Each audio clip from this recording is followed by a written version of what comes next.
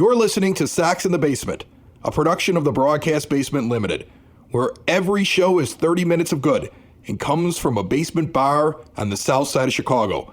Pull up a stool, pour a cold one, and join us right now for Sox in the Basement. Heard everywhere podcasts can be found, and always at soxinthebasement.com. There's an awful lot of White Sox fans that are really mad with John Schriffen because in the heat of the moment, when Andrew Benintendi had 2 home runs after just sucking all year long, and the White Sox walked off after barely winning. I think that was when they finally used all the fingers on your right hand to count up all the wins. Right. In a terrible season, he got really excited. It was a great call, by the way. He does the South Side stand-up thing. It's already a hashtag. He's very excited. I'm sure he'll have a sponsorship deal over it. And then he does the phrase, for all the haters. And people lost their damn minds over it. And the thing is, he's doubled down on it now because that's what the White Sox do. The White Sox love to shame their fan base. Like, I don't believe he was shaming his fan base when he first said it. But somebody within the White Sox PR department is saying we need to make these people feel guilty for not being at the ballpark because it's better at the ballpark, right? So I think this is going to morph into something different than what it was intended during the call. But I will tell you this. I firmly believe that John Schriffen is not ripping White Sox fans because calling people haters and ripping White Sox fans when you are a hired broadcasting gun that specialized in basketball and has barely been on the South Side. This guy, no street cred whatsoever, right? No, he doesn't have the right to pick on White Sox fans. He hasn't earned the right to pick on White Sox fans, and that's why I don't believe that's what he's doing, because that would be the stupidest thing that he could possibly do. So I don't think it's possible that he's doing that, right? Because think about this. Every other White Sox announcer for years would either be a trained broadcaster that was around the team forever, right? Even dating back to Harry Carey when he was here, right? Or John Rooney on the radio, right? And then you have all these ex-players that have come through, people that have the respect of the team, who have been around the team. You got a diehard fan in Jason Benetti, whose dream job was talking about the Chicago White Sox, right? You've got Hawk Harrelson, who was always around the team. You got Hawk and Wimpy. Anybody who's ever commentated on the White Sox has a history with the team, and you could not question their fandom of it. I could question the fandom of Schriffen. He's just a guy who was looking for a job and got one of the dream jobs in this world, which is broadcasting baseball at a major league level. So I highly doubt, because of how stupid it would be, that he's picking on White Sox fans. I just want to start the show off saying that. I think you've probably spent more oxygen on this than is really needed, but this is the problem with being a White Sox fan right now too, is we're all so paranoid about the organization hating us that when he says something like that, that's our first thought is, hey, he's talking about me. I like the team. I've had a campfire milkshake. I want campfire and milkshake to replace Southpaw as our mascots. No. When you're the worst team in Major League Baseball and everybody is writing you off and everyone is saying that this team is just going to suck, there's no hope for this team, you're never going to win ball games, you have no capability of going on a run. It's universal across Major League Baseball that the White Sox are a laughingstock right now, which means that, yes, there are nationwide, there are haters. Also, the White Sox, in case Sox fans haven't been paranoid enough about that, tend to get written off on the national stage anyway. Remember the whole ESPN kind of forgets the 2005 World Series ever existed kind of a thing?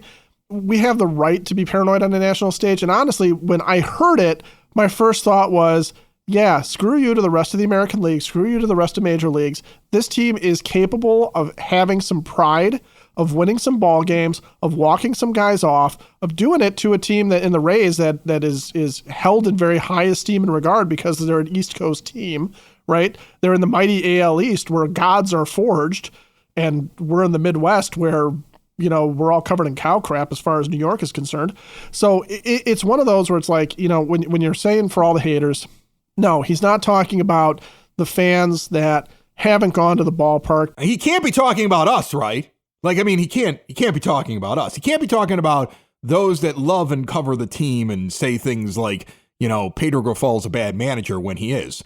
or that this team is not constructed to win anything, which it isn't, or that the owner is cheap and which he has is. plenty of money to spend, but he doesn't spend it.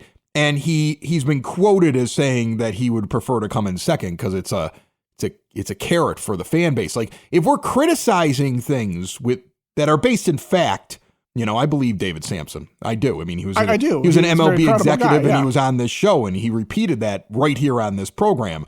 Okay.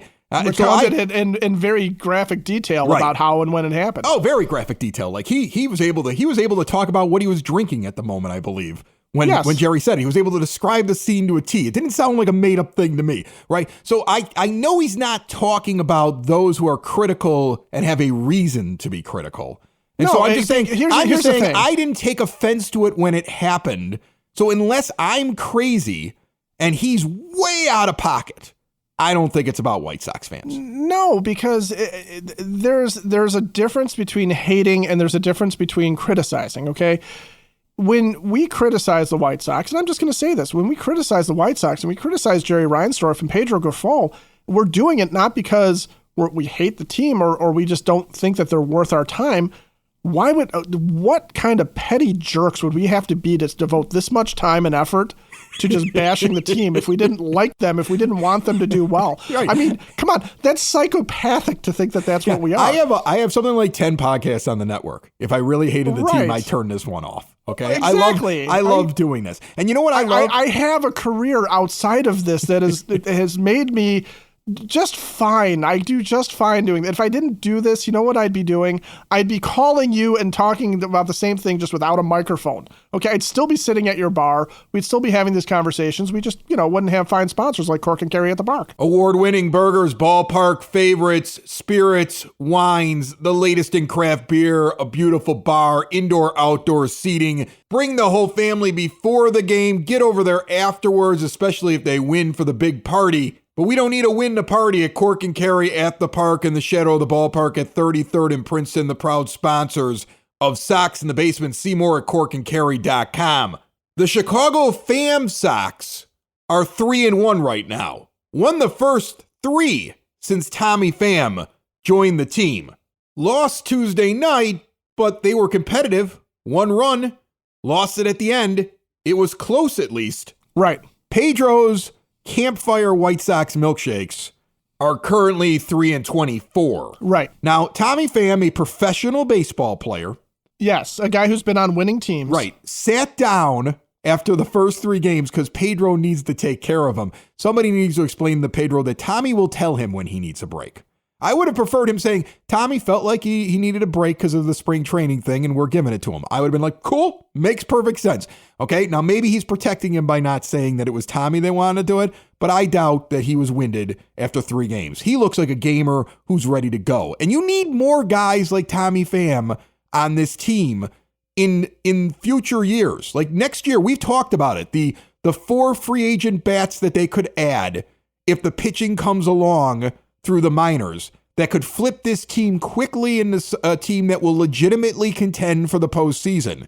If you could just add some bats and spend some money, which will be available because you're going to have about $40 million on the books after you clear Moncada and you clear Aloy and you go, okay, it's time to replace some bats, go out, headhunt. It's a good class of bats that will be available next year. You should be able to get plenty of guys. You should be able to get a Tommy Pham who is at a reasonable price, can bat up towards the top of your order. And here's what I love about him. And this is why you need more guys like this. This is a guy who, when asked why he didn't go to the Padres who wanted him, said they wouldn't pay as much money as the White Sox. Now, some people are like, oh, he doesn't want to win. I don't care. I want guys like Tommy Pham. I want a guy who's in the business of himself. This is the thing I've been yelling about for years when the White Sox send out those surveys like, how connected do you feel to Tim Anderson? I don't care. Make him hit again. Like I never cared about that. What I wanted were guys that were hungry to play well. Tommy Pham goes from team to team to team, and he sees himself as a business. And he told the Padres, yeah, I'll show up, but I need money. And they were like, but don't you want to win? And he was like, no, I just want money. And you know what he's going to do next year? He's going to play for whoever gives him the most amount of money. And I'm totally fine with that because you know what he's going to be for you this year? He is going to answer the bell all the time. Hangnails are not going to put him on the bench. He is not going to the IL, and you're not going to accuse him of being made out of glass. If he goes to the IL, he is going to be legit injured. And I bet you he hides it for a while because he needs to keep his numbers up because he wants to make more money next year because he's going to play next year. I guarantee it. That's what a guy like that is like. His hunger is to go in, win ball games, be good, and make money. And I want more ball players like that, Ed. This team has just been filled up with a bunch of guys that are promise and are soft. I'm sorry, soft in a way where they're constantly getting hurt, and soft in a way where mentally everything starts to go bad and it just snowballs for him. Tommy Pham, he walks right in, spark, boom, everybody starts winning. Okay? Because Tommy Pham don't care. And Pedro even talked about it. He's just a guy who goes in and he just like works his butt off, and he's like a robot, and he's in the cage and he does his job and he's focused from the moment he walks into the ballpark to the moment he walks out. That shouldn't be a surprise to you. It shouldn't be, wow, it's cool to have one guy like that. That should be all the guys on your team. So when you think I'm crazy when I'm on this show, and I say, next year you're going to have $40 million, and if you can find some pitching, and you can bring up some of these guys down there, and you can drop down some of these players that you're batting up too high in your order, and you can replace some of the bad hitters with professional baseball players that will be on the market for 1 or 2 year deals that you could just go out and sign to fix your lineup and get a better manager, of course. And don't think I'm crazy. It's there. And it won't matter whether or not the White Sox lost a bunch of games last year or what their chances are in the preseason. You find guys with Tommy Pham's mentality and you sign those guys. And that's the type of player that I haven't seen on the South Side in a long time.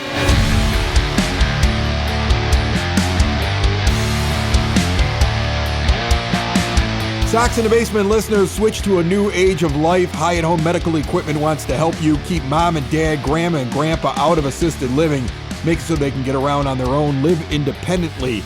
Stair lifts, ramps, grab bars, lift chairs, even a bathroom remodeling may be in order, and Hyatt can help you with that. They work with insurance and have 0% financing for qualified individuals. They also have the latest and greatest in CPAP machines. They'll even mail supplies for the machine directly to you, and they have the latest and greatest in continuous glucose monitors. It's all at Hyatt Home Medical Equipment. Learn more at hhme.com.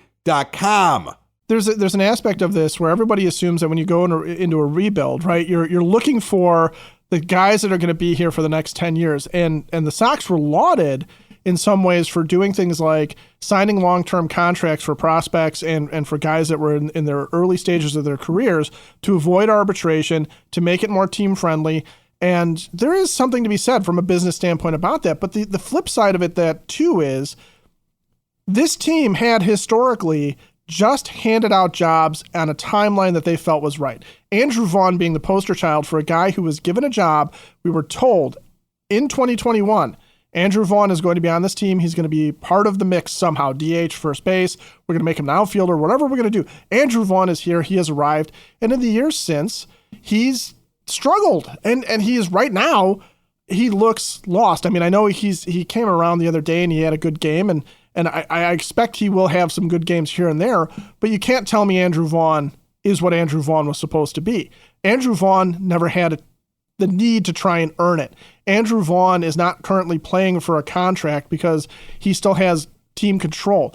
There's a lot to be said about getting a guy hungry, okay, and making guys hungry. And we talked about this even in the preseason with bringing in some of these low-end veterans that are going to try and play for their next contract and making them hungry. Now, it doesn't always work out because sometimes talent or lack thereof hurts you. But Paul DeJong, for example, is not having the worst season he's ever had because Paul DeJong is at the end of his career if he doesn't perform in some way, shape, or form this year and prove to another team or to the White Sox that he belongs somewhere. Okay, Danny Mendick is very much in that mold right now as well. I don't know why Nicky Lopez doesn't seem to have that fire, but whatever. But having all these veterans and having all these guys who are at the end of their line, and I include Gavin Sheets in that, to a certain degree I include Eloy Jimenez in that. Gavin Sheets has a fire because he was told by everyone he wasn't even making the team. And that's what I mean, okay? And Gavin Sheets, but Gavin Sheets is where Tommy Pham is to a certain degree. He's just younger, okay? But he is playing to prove that he belongs in the major leagues. Tommy Pham is playing to prove that he should have an age 37 season. I would point that the reason that Gavin Sheets is different right now, I would submit that the reason things are different with Gavin Sheets, at least to date as we enter May, is that in previous years, he was just brought up and you were told he could play outfield. He tried it for a few games down in the minors and he was thrown out there and it didn't matter, right? Like he was just there. Had he done anything to really earn it? He hadn't done anything to really earn it, but he was just there. And the first time it was, you haven't earned anything, kid. And if you don't do exactly what you need to do to make this team perform at a high level, you won't be on a baseball team anymore. The pressure turned the coal into kind of a diamond, at least at the beginning. The pressure of Tommy Pham having to find a job next year makes him a valuable player out there. There has never been that on Andrew Vaughn. It's why I think this team should send him down with an option and make him work out his stuff and prove that he belongs back on the squad. Well, not only that, but there's also a player development aspect in here. And let's talk about Dominic Fletcher not being on the team right now. Dominic Fletcher started to figure it out a little bit. Then over the last week, he was dipping down. And Tommy Pham comes in. Fletcher can now go down and fix whatever it is. Okay. The pressure getting to him, the fact that he was sort of a made guy when he got traded for and was brought here is like, hey, look at this. We saw what you did with the Diamondbacks last year. You're our guy now. Whatever it is, he got himself a little out of sorts at the plate. So he can go down to Charlotte and he can refine his approach. He can figure out how he wants to attack things. He can get back to being Dominic Fletcher.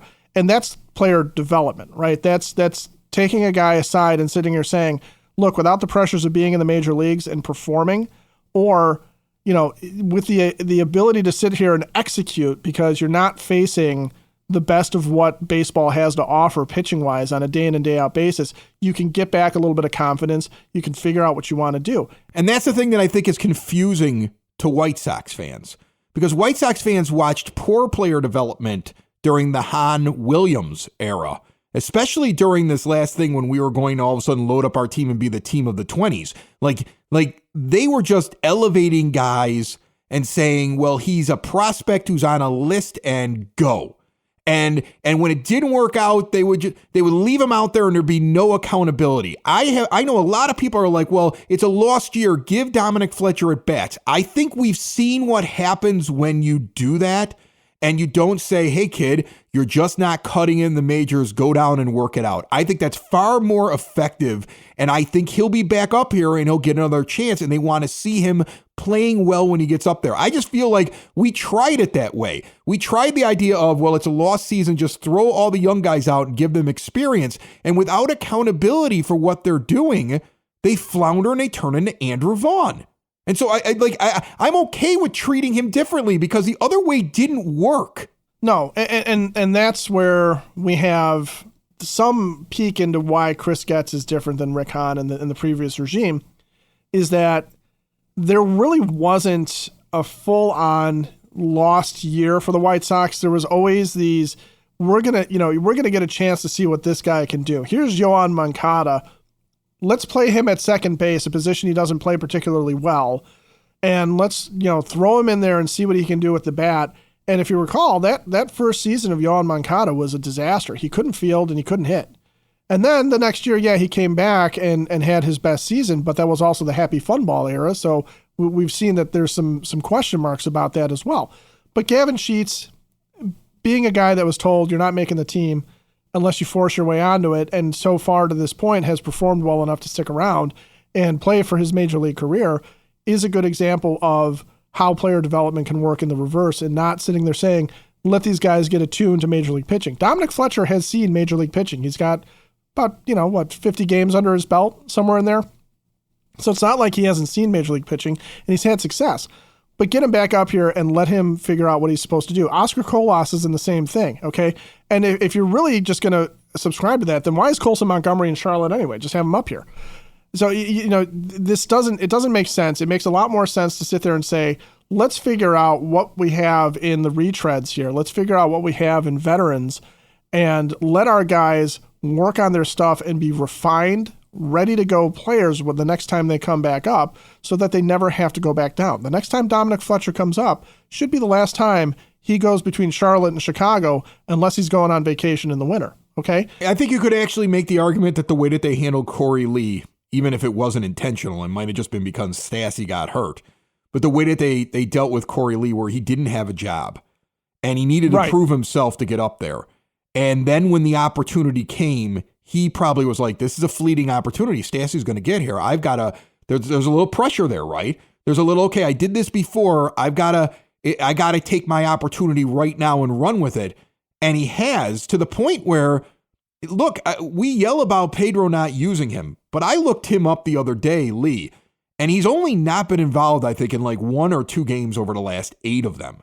Like, he's had some pinch hits late in games. The one that he never saw, it was because it was a 5-run victory for the White Sox. Like, he's coming in late for Maldonado suddenly. Like, it was stupid that they weren't doing it a month ago. But somehow one of the things we've been yelling about on this show, Pedro's finally doing, and he's getting more playing time. And what has it turned into? He's turned into a guy that there's at least some promise with what he's doing at the plate and behind the plate. And that came from the idea that he didn't have a guaranteed job, even though he was a first-round draft choice that was acquired in a trade in the hopes that he would be something for a young team. They didn't just give him the job. And by not just giving him the job and letting him find his opportunity, work his way back in, and have to give his utmost ability to make the team. And I guarantee you, he knows that if he falls off, he's leaving the team. And that's the thing. Like, remember when we had Jake Berger on last year? We had Jake Berger on this show last year. We talked to him, and we talked to his wife too. And I think she might have even said the same thing in the interview when we talked to her about what was going on with all their social media and the way that they put themselves out there.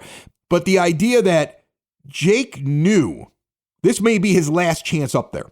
Like, they were looking for any opportunity to send him down. He was never part of the plan at third base because Yoan had the contract and was the guy that was meant to be there. And there wasn't really a spot for him. So the only way he was going to stay was he had to prove himself and fight his way into the lineup. Nothing was handed to him.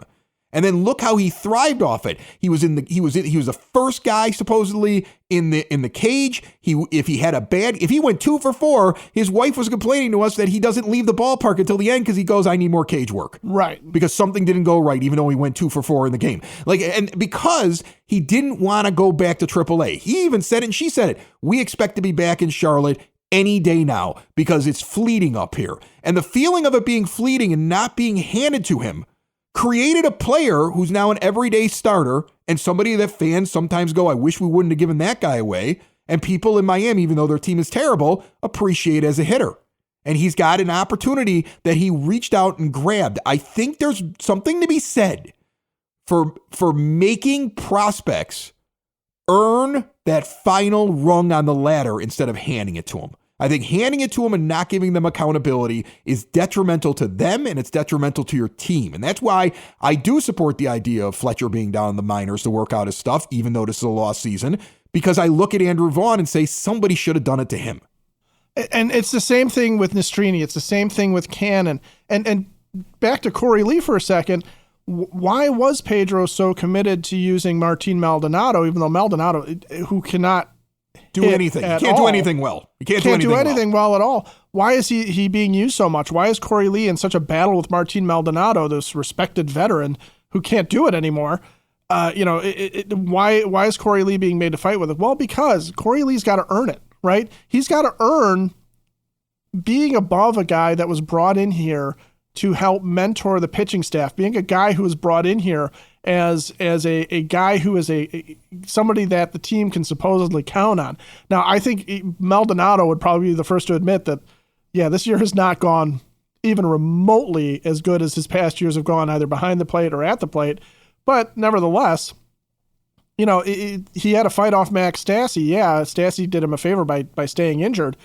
But the thing is that there's also this idea, Chris Getz is not above going out and getting another backup catcher, another major league catcher who's on the fringes of being on a roster, but has a veteran presence about him. And he's done it now. He's brought in Tommy Pham late in the season. Robbie Grossman didn't show up until, after spring training started. He's willing to go out and do this. Danny Mendick, is up here now. He's willing to go out and do this, and he's willing to replace young guys with veterans, not because he's under any delusions that these veterans are going to get better. I don't think that that's what this is about. I think this is very much about player development. This is very much a guy who was a Major League Baseball player on the fringes. That's what Chris Getz was, okay? And he understands more than anybody that once you're here, if you don't fight for it, if you rest on your laurels, or if you let the pressure get to you and you don't perform, meaning you don't stick to your fundamentals, you don't stick to your approach at the plate, you don't stick to what got you here in the first place, that you are replaceable. And that's what he's trying to instill in the White Sox, who haven't done that really in the Jerry Reinsdorf era, because we were talking about it at the start of the show with John Schifrin. How many ambassadors, how many players get the opportunity to come back when Steve Stone takes his breaks? We have players come back that we sort of forgot were on the team sometimes, right?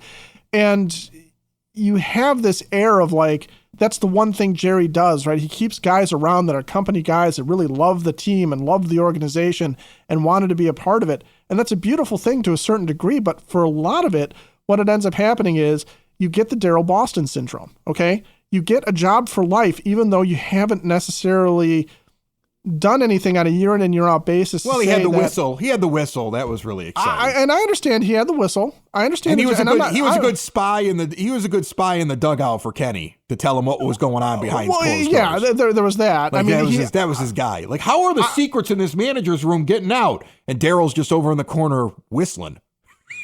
Right. And that's what he did, right? He just whistled a happy tune. Right. And within it was buried a code of, we have a problem with this player and this player. They don't like the manager, or the manager saying this about you behind your back. Right. But my point is that there's been a lot of eras of White Sox baseball in the Jerry Reinsdorf era where guys have gotten second and third and fourth and fifth chances and seemingly have a job for life. We even talked about Ethan Katz, for example, being brought along with this managerial regime, this coaching staff, even though he's a holdover from a prior coaching staff. Or Don Cooper was the same way.